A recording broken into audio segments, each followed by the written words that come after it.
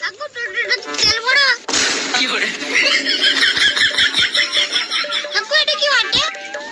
না, এটা সুইচ বটে। কাকু এটা কি বটে? হ্যান্ডেল বটে। মারা ভাই কাকু এটা কি বটে? ব্রেক বটে।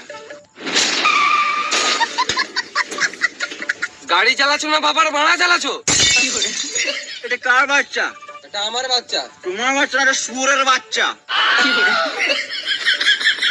তুমি বলতে কি চাইছো? একে পেছনে বসা, না হলে গান মারাবে, টোটো ছেড়ে ঘর চলে যাবে।